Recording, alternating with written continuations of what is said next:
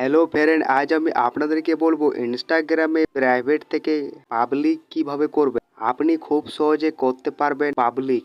আমার ভিডিওটা লাস্ট অবধি দেখুন, আর এই চ্যানেলে যদি নতুন হয়ে থাকেন ছোট্ট চ্যানেলটাকে সাবস্ক্রাইব করতে ভুলবেন না। তাহলে বন্ধুরা স্টার্ট করা যাক।